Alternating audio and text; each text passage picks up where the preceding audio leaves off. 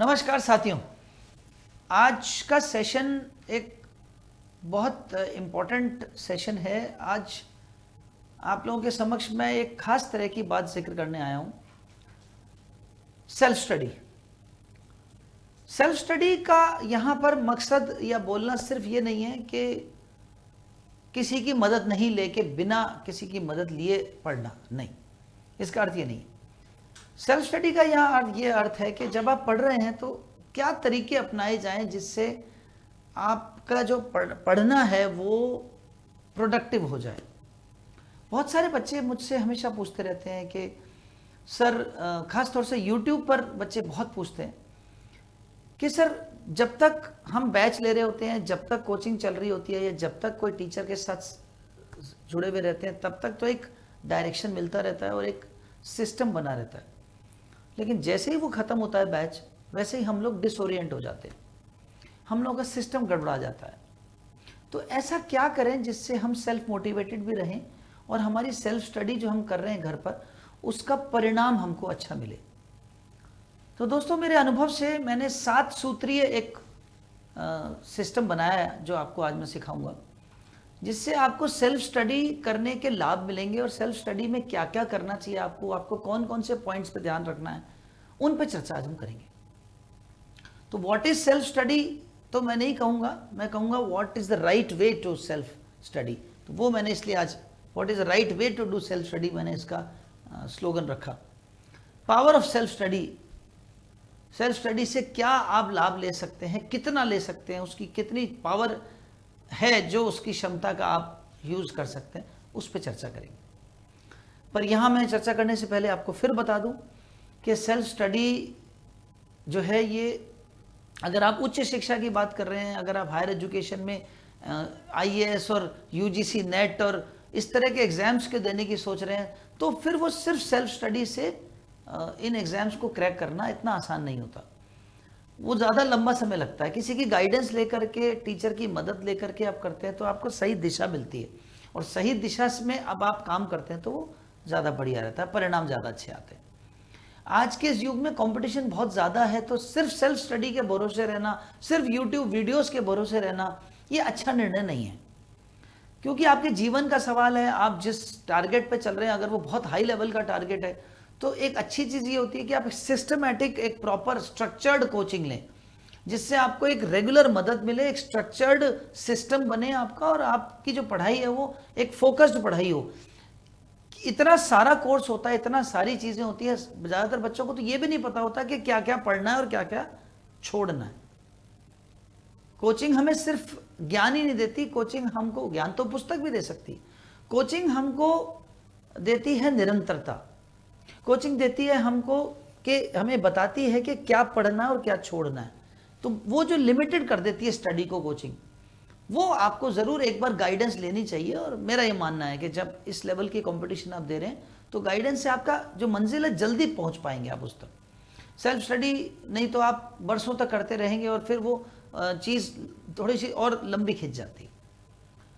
पर जब आप सेल्फ स्टडी कर रहे हैं घर पर, चाहे गाइडेंस के दौरान या गाइडेंस के बाद, तो कैसे करें, किन पॉइंट्स का ध्यान रखें, आज वो चर्चा हम करेंगे। तो दोस्तों, सेल्फ स्टडी की जो पावर है वो आज आपके सामने मैं रखूंगा, और उसको मैं 7 पॉइंट्स में आपके सामने रखूंगा। आप लोग सब पेन और कॉपी रेडी कर लीजिए और पेन से लिख लीजिए, उतार लीजिए, ये सारे पॉइंट्स को आप नोट करते जाइए। एक एक पॉइंट पर आपको बहुत बढ़िया चीज़ सीखने को मिलेगी। एक सेल्फ स्टडी इफेक्टिव कैसे हो, मैं वो सिखाऊंगा आज आपको, कि इफेक्टिव सेल्फ स्टडी, या यूं कहें कि सेल्फ स्टडी उत्पादक ज़्यादा हो, उसके लिए क्या करें। तो एक सिस्टमैटिक, एक संरचना बना के दे रहा हूं आपको। पहला पॉइंट यह है कि जो फर्स्ट स्टेप जो आपको करना है, सेट क्लियर गोल्स। स्पष्ट लक्ष्य निश्चित करो। आप अपने लक्ष्य को एक कागज पर लिख लो, मैं ये करना चाहता हूं, स्पष्ट लक्ष्य। जैसे मान लीजिए मैं एक स्टूडेंट हुआ, मेरा लक्ष्य है कि मुझे ज्योग्राफी सब्जेक्ट में JRF करना है। अब JRF ये मेरा लक्ष्य हो गया। स्पष्ट लक्ष्य होना चाहिए। और जब आप गोल्स डिसाइड कर रहे हैं तो उस लक्ष्य में ये सोच के मत करिएगा यार तो बहुत मुश्किल गोल है यार, ये मेरे बस की नहीं है यार, ये तो बहुत बड़ा गोल है। नहीं, सपने हमेशा बड़े ही देखने चाहिए। जो बड़े सपने देखता है वही अचीव कर पाता है, जो देखता ही नहीं सपने वो अचीव कैसे करेगा। जो इंस्पेक्टर बनने की सोचता ही नहीं वो इंस्पेक्टर कैसे बनेगा। वो कांस्टेबल तक उसकी सोच होगी तो वो कांस्टेबल बनेगा, और जिसकी सोच ही डीएसपी बनने की होगी, आरपीएस बनने की या एसपी बनने की सोच होगी वही बनेगा। आप जो सोचते हैं वही आप बनते हैं, वही आप पाते हैं। लॉ ऑफ अट्रैक्शन एक बहुत बड़ा सिद्धांत है जो प्रूव किया जा चुका है रिसर्च से कि आप जो सोचते हैं वो आपको मिलता है। अब वो कैसे लेना है, अब उसके रास्ते मैं बताऊंगा आपको। तो जेआरएफ आपने, मान लीजिए आपने गोल सेट कर दिया, अब आपको ज्योग्राफी में जेआरएफ चाहिए, क्लियर गोल आपने सेट कर दिया। अब आपको क्या करना है, अगला स्टेप यहां पे ये करना है कि जेआरएफ के लिए कट ऑफ कितनी चाहिए मुझे जेआरएफ बनने के लिए कितने मार्क्स लाने हैं, ये गोल का दूसरा हिस्सा। जैसे ही आपने गोल अपना सेट किया, तुरंत अगला स्टेप आपको कागज पे लिखना है कि मुझे, मान लीजिए आपने देखा कि कट ऑफ, पिछले साल की कट ऑफ देख लो आपके सब्जेक्ट की, मान लीजिए वो आए उदाहरण के तौर पे 65%। तो अब आपका टारगेट हो गया एग्जाम में 65% लाने हैं आपको, इससे ऊपर लाने हैं। टारगेट हमेशा 2% ऊपर का रखिए।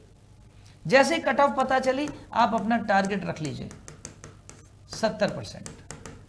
टारगेट हमेशा 2-4% ऊपर का रखिए। अब ये टारगेट हो गया। अब आपका एक स्टेप कंप्लीट हो गया, आपके गोल सेट हो गया, और उस गोल में आपको क्या करना है वो सेट हो गया। कहां जाना है और कैसे जाना है, उसमें करना क्या है। मुझे 70% लाना है। अब इस 70% को आप बांट दीजिए टारगेट में, पेपर 1 और पेपर 2। पेपर 1 में कितने क्वेश्चन सही होने चाहिए मेरे, कम से कम 40 क्वेश्चन सही हों तो 80% आ गया। और पेपर 2 में कितने सही होने चाहिए, तो कम से कम 70 क्वेश्चन सही होने चाहिए या 65 क्वेश्चन सही होने चाहिए। वो टारगेट ले लो आप अपना, ये टारगेट डिसाइड हो गया कि इतने क्वेश्चन सही होने चाहिए। ये आपका फर्स्ट स्टेप है। अब मैं चलता हूं सेकंड स्टेप पे। सेकंड स्टेप है क्रिएट अ स्टडी प्लान। आपने एक फिक्स कर लिया गोल कि मुझे 70% लाने हैं इस एग्जाम में, और उसको 2 हिस्सों में बांटा। वो 70%, 2 पेपर हैं, पेपर 1 और पेपर 2। पेपर 1 में 40 क्वेश्चन कम से कम सही होने चाहिए, पेपर 2 में कम से कम 70 क्वेश्चन सही होने चाहिए। ये टारगेट बन गया। अब उस टारगेट को अचीव करने के लिए एक स्टडी प्लान बनाओ। स्टडी प्लान बनाने के लिए सबसे पहले तो आपके पास में कितने महीने या कितने दिन बचे हैं उनको, इसको लिख लो।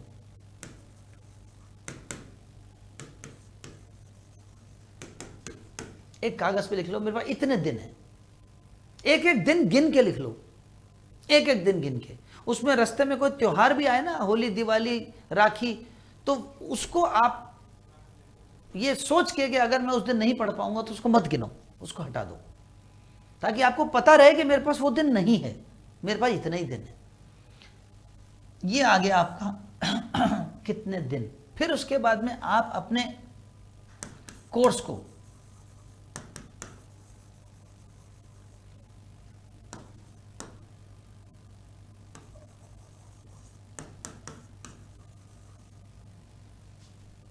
आपका जो भी कोर्स है उसको इतने दिनों में आप उससे बांटिए।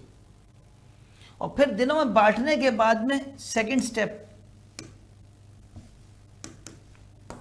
और थर्ड स्टेप आप करिए कि हर एक दिन का, प्रत्येक दिन का टारगेट लिखिए।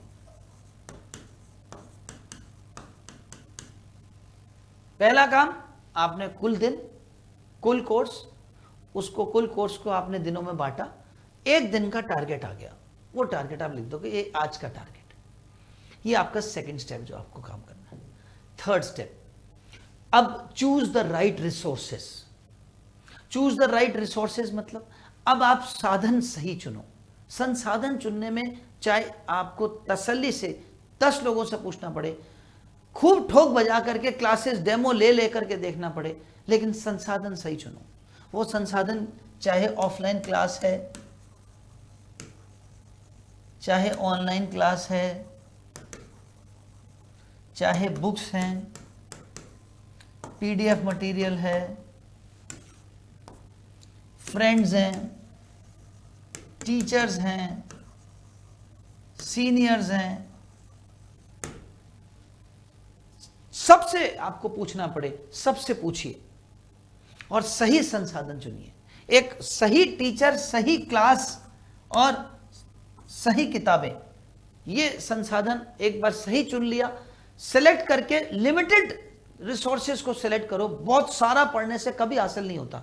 पिन पॉइंट करो कि मुझे ये 2 किताबें ही पढ़नी है या ये 3 किताबें ही पढ़नी है, जिससे मेरा, और वो किताबें आप डिसाइड कैसे करोगे, उसके लिए फ्रेंड्स, टीचर्स, सीनियर्स, उनसे पूछिए।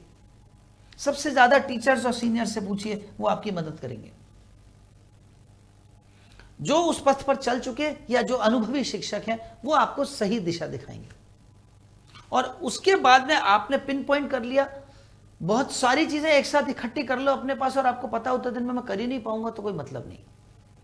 चौथा पॉइंट है एक्टिव लर्निंग। अब ये क्या चीज है? एक्टिव लर्निंग का मतलब क्या है दोस्तों? एक्टिव लर्निंग शब्द का मतलब है जब आप कोई चीज पढ़ते हैं तो उसके साथ साथ, पढ़ने के साथ साथ, थ्योरी के साथ साथ आपको क्वेश्चंस करने प्रतिदिन। पहला पॉइंट एक्टिव लर्निंग का फर्स्ट पॉइंट है कि आपने सिर्फ थ्योरी अगर पढ़ी तो कोई फायदा नहीं होगा, आपको थ्योरी के साथ क्वेश्चंस करने हर रोज। दूसरा, आपको मॉक टेस्ट, क्विज ये देनी है ना। तीसरा, जो आप पढ़ें उसको दूसरे को पढ़ा दें।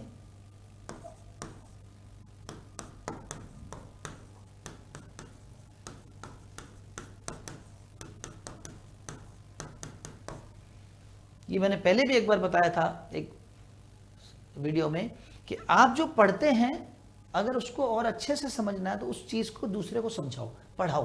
Teach what you learn. जब आप पढ़ाते हो तो आप ज्यादा सीखते हो। पांचवा पॉइंट, स्टे ऑर्गेनाइज्ड।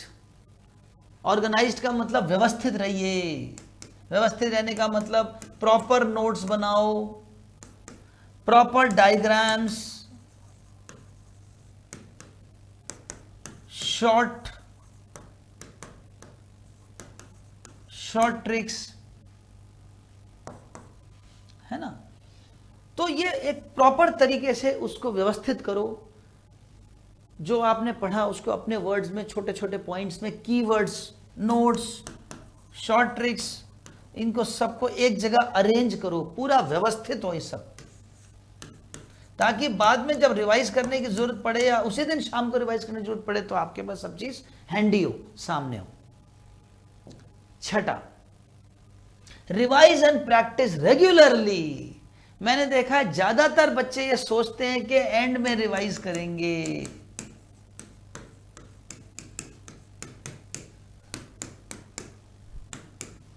कभी नहीं, कभी नहीं, नेवर। टाइम कभी नहीं मिलेगा एंड के लिए। रिवाइज करना है साथ साथ, हर रोज साथ के साथ रिवाइज करना है। अब इसके लिए आप एक प्लान बना सकते हो। कैसे? जैसे आपने ये प्लान बना लिया कि मैं मंडे, ट्यूसडे, वेडनेसडे को जो कुछ भी पढ़ूंगा, थर्सडे को आधे दिन उसको रिवाइज करूंगा। 3 दिन का पढ़ा हुआ चौथे दिन का आधा दिन रिवाइज करूंगा। फिर थर्सडे का आधा दिन, फ्राइडे और सैटरडे, इन 2.5 दिनों में जो पढ़ूंगा संडे के आधा दिन रिवाइज करूंगा, या संडे का आधा दिन भी पढ़ लूंगा और संडे के बाकी के आधे दिन में रिवाइज कर लेंगे अगले 3 दिन का पढ़ा हुआ। तो ये एक आपको अपना प्लान बनाना पड़ेगा। या ये भी कर सकते हैं कि मंडे से लेकर सैटरडे तक जो कुछ भी पढ़ा उसको पूरे को संडे को रिवाइज करेंगे एक साथ। साप्ताहिक रिवीजन का एक सेटअप बना लो। हर 3-3 दिन में रिवीजन कर लो या हर 7-7 दिन में, 6-6 दिन में रिवीजन कर लो। रिवीजन साथ के साथ चलेगा, बाद के लिए कुछ नहीं छोड़ना। जो पढ़ना ये सोच के पढ़ना है कि आज पढ़ लिया, दोबारा इसको पढ़ने का मौका नहीं मिलेगा, आज ढंग से पढ़ ले, इस पे क्वेश्चंस कर ले, अच्छे से सीख ले। और 7वां और आखिरी पॉइंट आज के इस सेशन का, सीख फीडबैक, प्रतिक्रिया लो।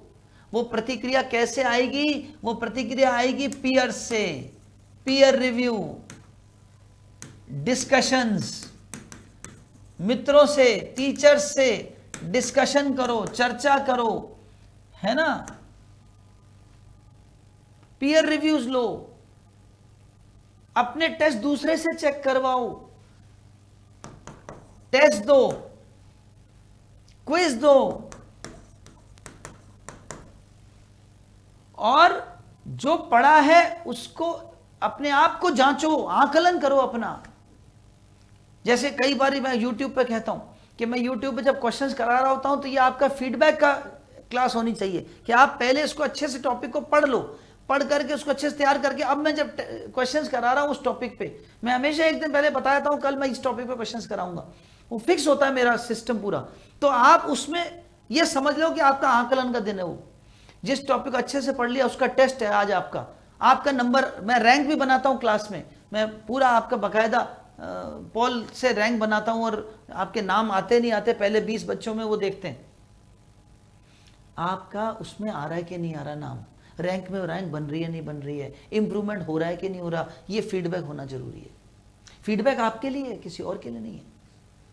तो दोस्तों 7 पॉइंट मैंने आज आपको सिखाए, इन 7 पॉइंट से आपकी सेल्फ स्टडी बहुत अच्छी हो ऐसा मैं उम्मीद करता हूं कि आपने सीखा होगा, और मेरे इन 7 बिंदुओं को अगर आप फॉलो करेंगे तो निश्चित रूप से आपको फायदा मिलेगा। बहुत बहुत धन्यवाद। ऐसे सेशंस आप देखते रहिए, इन सेशन से मैं समय समय पर अपने अनुभव आपसे शेयर करता रहूँगा, और मेरे जीवन के अनुभवों से और जो शिक्षण अनुभव से मैंने चीज़ें सीखी वो आपको सिखाता रहूँगा। नमस्कार।